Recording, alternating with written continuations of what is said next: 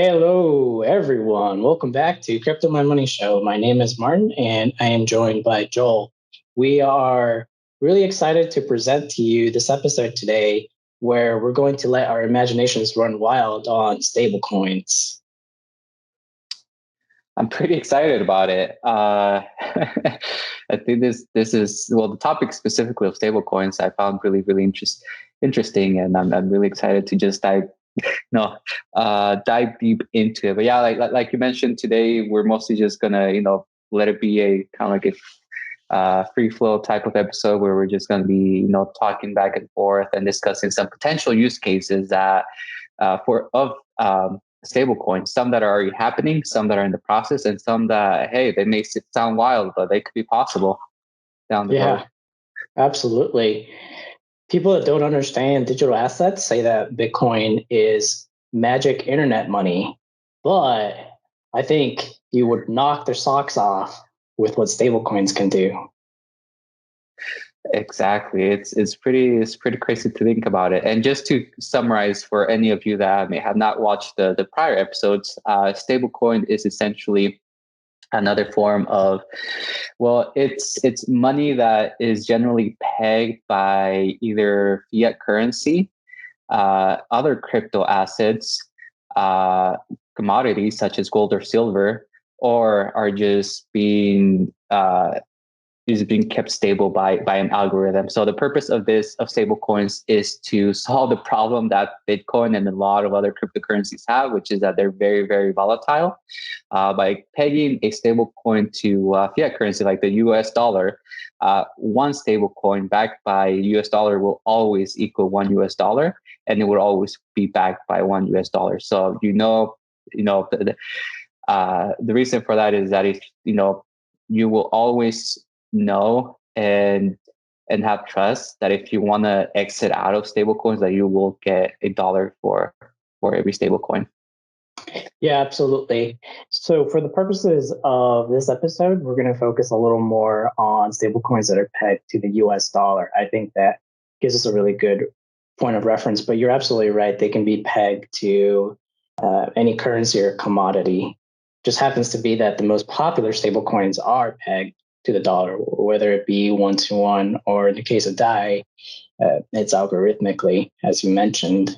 Exactly, but all stable coins, I think will will yeah, focusing here especially on the ones pegged to the US dollar.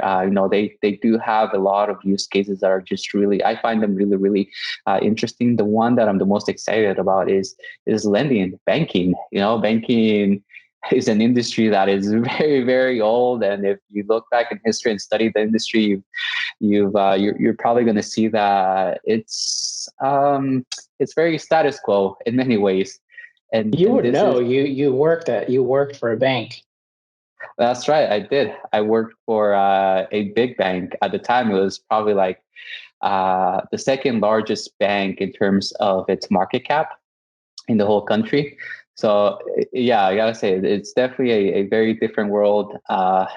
Banks, essentially work in what seems like a whole different world, and something like, but they do provide a lot of really good benefits, but they're also very antique in that a lot of their internal systems are very old, very slow, and a lot of times it is, by design, because I mean, security is one of their top priorities, and by them keeping all older systems, it makes it hard for potential hacks. Um, but No, I think that stable coins are the biggest threat to banking as it exists right now. And it would seem that at least the central banks are very worried about stablecoins. There's been a lot of talk from central bankers lately where they're expressing their concern, and they're trying to tout um, their own digital currency projects as being the thing that's going to make digital assets, but particularly stablecoins, redundant. So I think that the banking sector in some way is starting to react to stablecoins because this is the digital asset that, in my opinion, is most threatening to their business model. I completely agree because when you think about lending, right? Uh, let's say you have a lot of cash saved up that you just don't want it to be sitting there, and you want to invest it maybe by investing, potentially lending to other people that really need it to be able to get a pretty decent return on that investment, on the lending. For a lot of that, you have to go through middleman, which in pretty much all these situations, it's the bank, right? You gotta go through someone that deals with all the contracts, writing the contracts, enforcing the contracts, making sure that you will get paid back. Since I, as a person, if I lend someone money, there's no way of me, really well. It's really inefficient for me to try to enforce it and always be keeping my eyes on it, right? So a bank serves the purpose of keeping an eye on that investment, making sure all the payments are paid back and all that.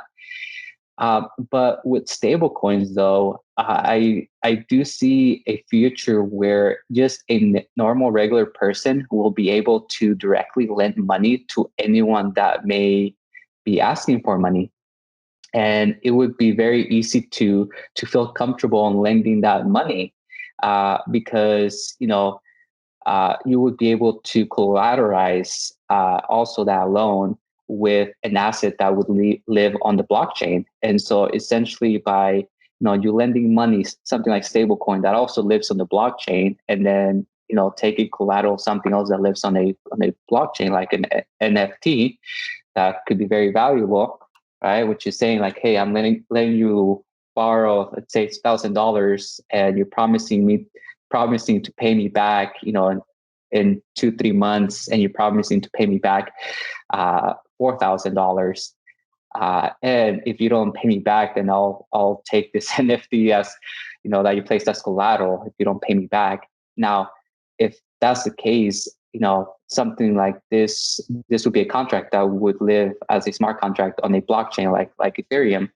And so, if you were to enter into that transaction, you wouldn't have to worry about, you wouldn't have to lose sleep over whether, thinking or knowing, about the other person paying you, because you know that if they don't pay you back, like there's that collateral that then you could liquidate for a lot more money.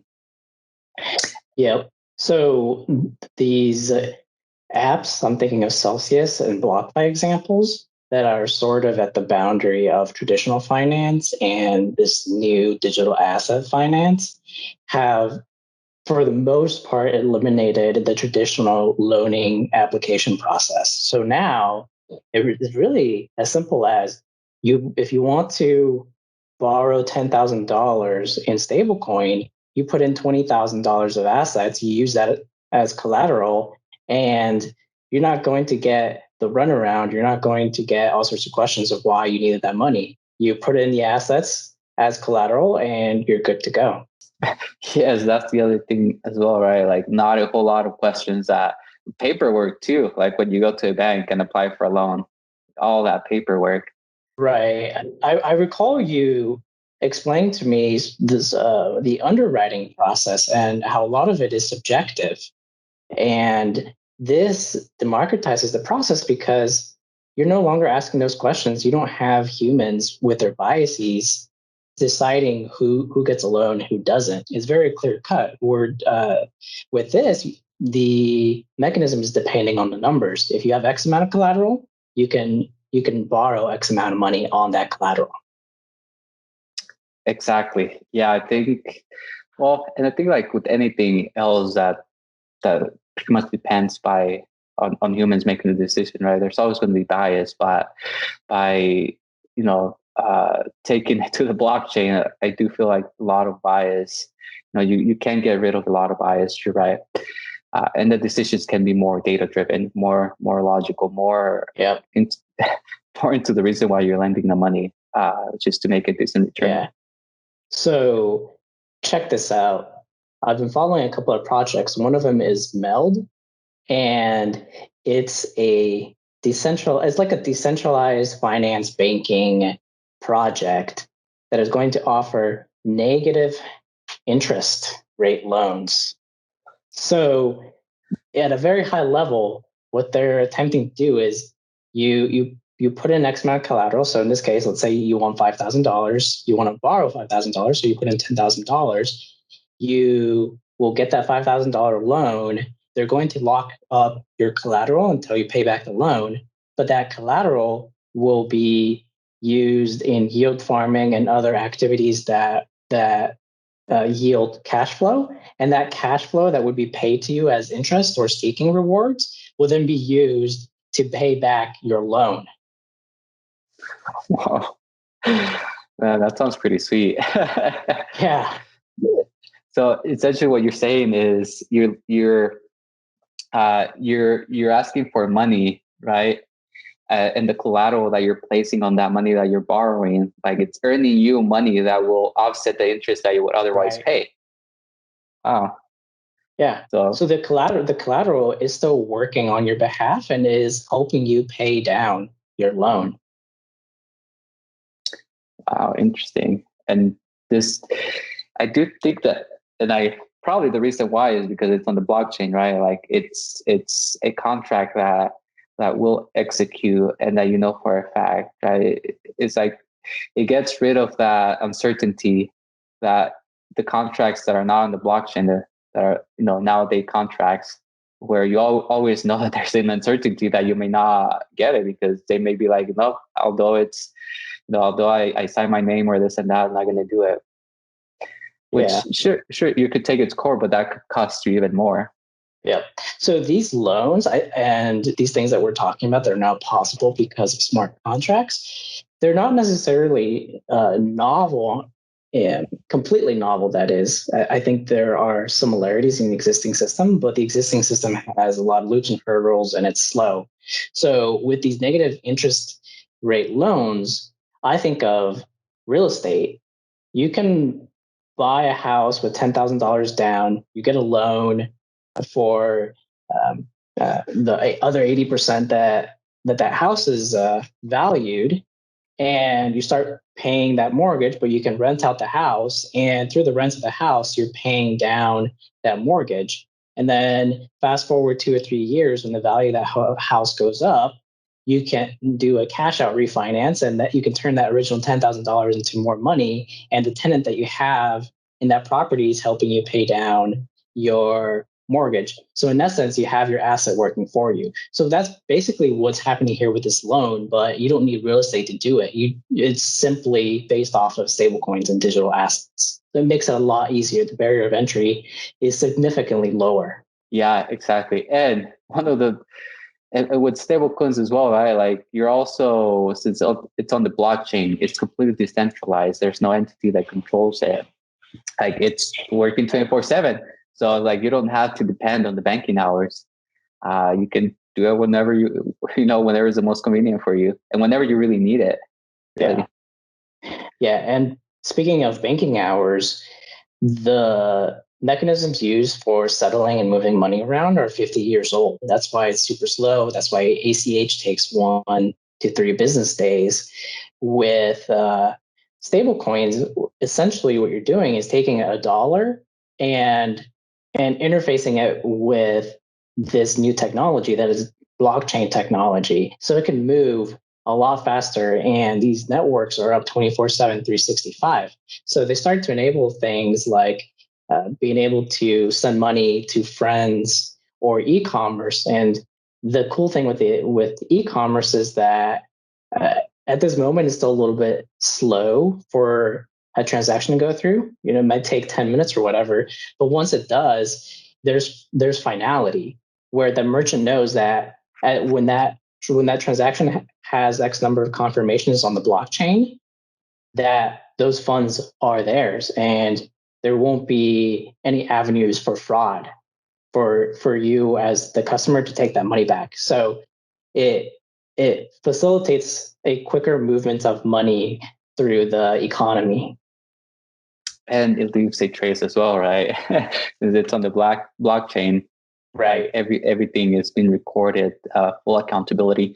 Because I do know there's a lot of people that don't necessarily trust the current banking system, because most people have a story or two where the bank charged them fees for something that they shouldn't have, or that the money or that the bank straight up just grab some other money for no reason at all, like misallocated it or misplaced the money. Essentially, like they said, well, I don't know what happened to the check that you deposited.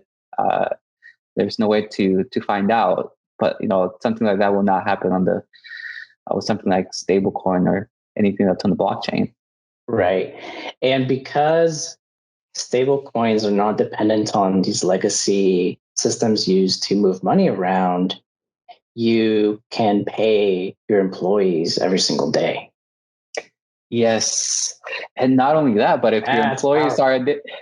are very powerful, but also if the employees are in different countries, you could save a lot of money on trying to figure out like how to do that, right? Like you're paying them in the local currency where they're located in a specific country, then it's like figuring the logistics, and then also like the rates, the exchange rates fluctuating and whatnot. With something like stablecoin like that, you don't have to think about that, right? Yep. You can pay employees that are in different countries in one stablecoin, and then there's a lot of liquidity in local markets where there are exchanges that will readily convert from stablecoin to the local currency. So if you're paying an employee from Asia in stablecoin, they can choose to keep that value in stablecoin because they want to transact with it, or they can convert part of it to the local currency. And because there's a lot of liquidity and you're eliminating the remittance or the money transmitters, they get to keep more of their payday, and they have the option of keeping money in a stable coin that is pegged to a reserve currency. Exactly, especially for countries that are going through a very hard time economically. Something like this would be very, very helpful for them. Yeah. So imagine if you can pay your employees every single day, and these apps continue to pop up that allow you to take out loans against your collateral and that pay themselves off automatically. Well, all of a sudden you eliminate the remittance companies. You also eliminate the payday loan companies that are essentially sharks on the system, right? They prey on the misfortune of people, or their misallocation of funds or unexpected emergencies.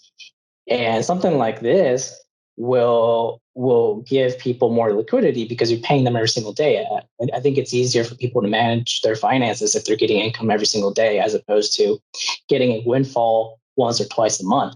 But in case that on the spot they're low on cash because they had an unforeseen expense, they have that liquidity. They can use some of their liquidity as collateral, or they can use some assets they have on the side as collateral to get a loan. They won't have to go through the application process, and they won't be paying the ridiculous fees that are paid to payday loan companies.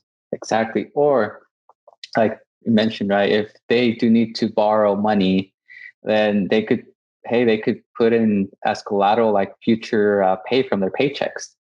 That is true. That is a very good point. If the pay mechanisms are based on a smart contract, then it can be programmed that absolutely right. They'll get first dibs at their future income. Exactly.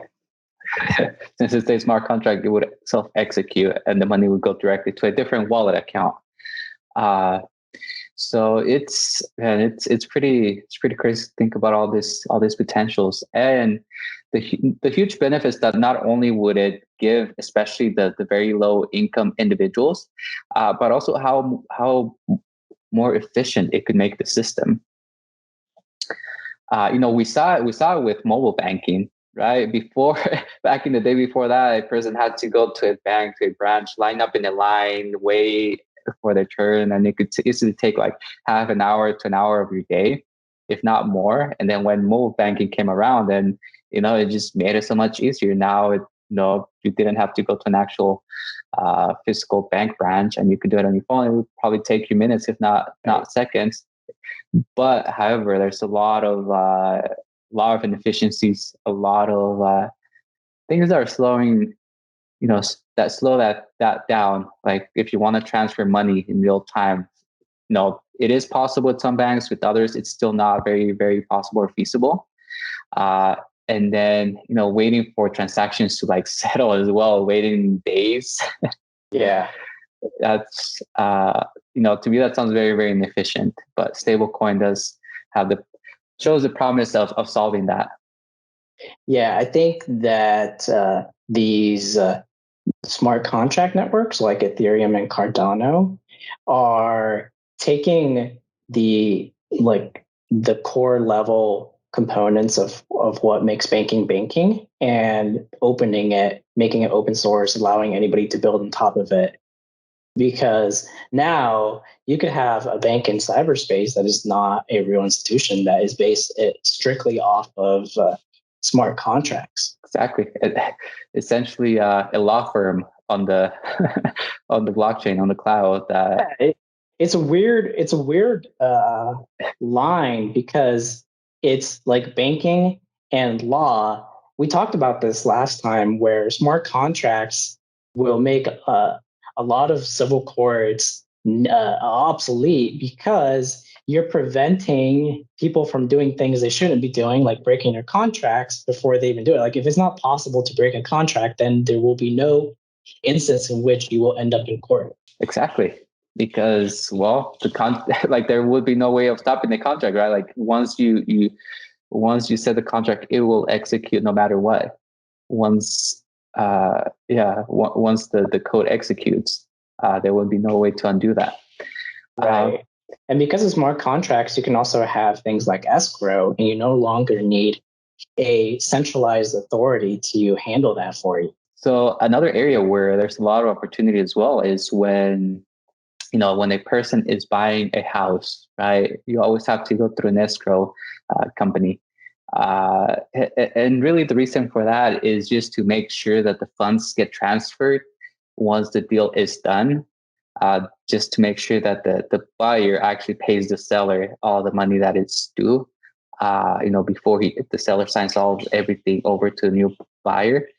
And to make sure there's no no funny stuff happening.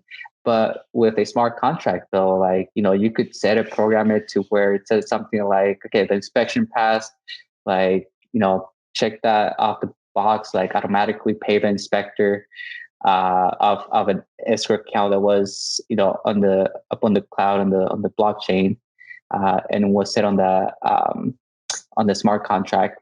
And then something else like, hey, once this other thing happens and checks off, then send the money to the right party, the right amount of money, and to make sure that at the end of the day, all the actual legal documents that need to exchange hands are exchanged, and that the actual funds get transferred to the seller, every single penny.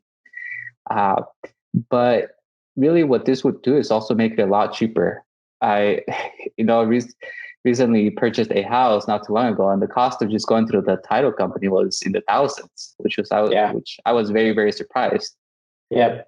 And then on top of that, you have to pay to wire the money from your bank to their escrow account. Exactly. And it's not and just that a few takes dollars. Yeah.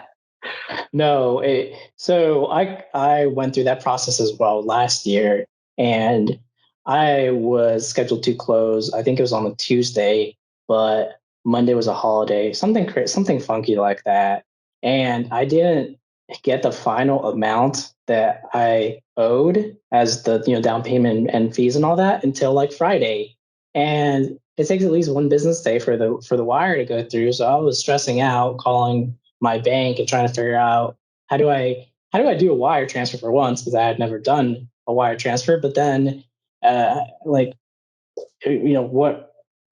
do I fill out? Like, what pieces go in what pieces in the form? And then the big question was, are the funds going to get to the account on time for closing? And it was a whole fiasco Whereas if everything was based on the blockchain, you could do it 5, 10, 15 minutes before close because it's just so much faster. You're not waiting for the legacy system to move your money around from one bank to another. Not only that, but I think if something is in the blockchain, a contract, then you could digitize a lot of the covenants, a lot of the language that really matters. For example, if you put your HOA and your taxes and your insurance into an escrow account, through your lender, whoever you borrow money, right? Like you're paying that money to them, and then it's going to their escrow account.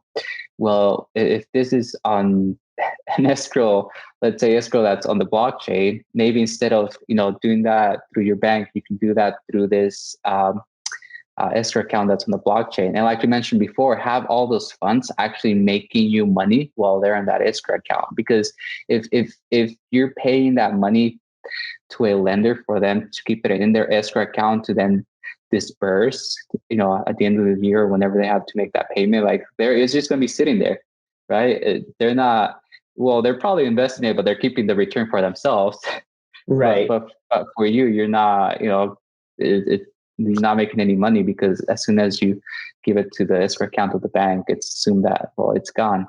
Versus if it's on the blockchain, it could still make you money in theory. Yeah, absolutely. So to wrap things up on this episode, can you sell me on why stablecoins, what are the top benefits, and what is the difference between credit cards, debit cards, and stablecoins? Like why do they matter? Well, yeah, I'll start off with the credit cards, debit cards, and stablecoins. So a credit card is essentially you borrowing money, right? They're called lines of credit. So essentially, whichever institution you go to for your credit card, every time you use it, they're essentially letting you borrow that money until the end of the month when they send you the bill and they expect you to pay. And if you can't, then you enter into the monthly payment into a monthly payment plan. A debit card is you actually spending what you have in, for example, a checking account. So that's not you borrowing money, that's you actually using the money that you have in a bank account. And stablecoin would be essentially, it would be essentially the same as a debit card because you're only spending what you have in a virtual account. It's almost like a virtual account where you have, US dollars because every stable coin is backed by US dollar, right? So in order to buy stable coins, you have to pay US dollars. And so it's like you're exchanging a US dollar for essentially the virtual on the blockchain US dollar version, really. Yep. Now, as to the benefits of stablecoin, to wrap everything up, really, the reason why I see all of this really potentially is happening, or is in the process of happening, is because, well, stablecoins are just really, really fast. They're available 24/7, year round.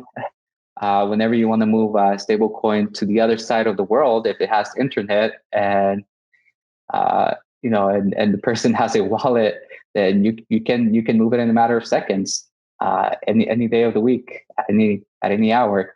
The fees are also much lower. Credit cards, they charge the merchants 2 to 3% of the cost or of the amount of the transaction. Which, I mean, if it's in the hundreds, if not thousands of dollars, that 2 to 3% could be a pretty big amount. But stable coins only charge a very, very small fraction of that, very, very small fraction. So, the cost of using stable coins versus something else like a credit card, much lower. It's also borderless. So, going back to that example, you could send money to the other corner of the world in a matter of seconds. If you go through to the traditional system, the banking system, it would probably take days. It would take a while At best. and a lot of questioning, if not a lot of forms to fill out, depending on the amount, right? With stablecoin, you can send send over $10,000. If you were to do that with US dollars, you would have to answer the question of where is this going? Why are you sending over $10,000? So it's borderless, much more fluid when it comes to sending to other parts of the world, other countries.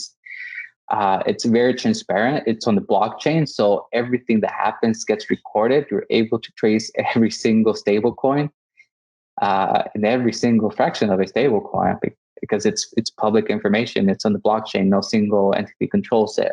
It's completely decentralized.